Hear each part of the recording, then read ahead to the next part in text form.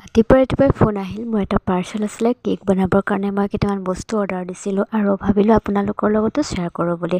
আৰু যিহেতু আজিৰ পৰা মোৰ এক্সামো আছে, গতিকে সোনকালে উঠি মেলি গা পা ধুই মন্দিৰত ধূপ ধূনা জ্বলাই ভাত পানী খাই কৰি কলেজ যাব লাগিব। আৰু এইকেইটা প্ৰডাক্টকেইটা কিন্তু ভালেই আহিছে, ভালেই পাইছোঁ মই।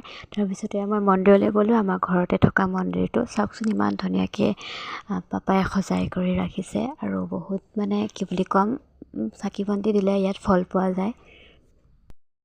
আৰু মোৰ ভগৱানৰ প্ৰতিও এনে এটা ভক্তিভাৱ আছেই, সৰুৰ পৰা ভাল পাওঁ। এনেকৈ সেয়া কৰি ল'লোঁ। তাৰপিছত ভিতৰলৈ আহি মায়ে গৰম গৰম ভাত তৰকাৰী বনাই দিলে।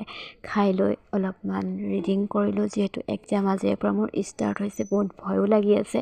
আৰু মইতো কিহত পঢ়োঁ আপোনালোকে হয়তো বহুতেই নাজানিব পাৰে। মই BA 3rd ছেমিষ্টাৰ, এইবাৰ ফাইনেল এক্সাম দিছোঁ আৰু ঘৰলৈ আহি আছোঁ। নেক্সট ভিডিঅ' মোৰ ইউটিউবত লং ভিডিঅ' পাই আছে আৰু এক্সাম মোৰ ভালেই হৈছে।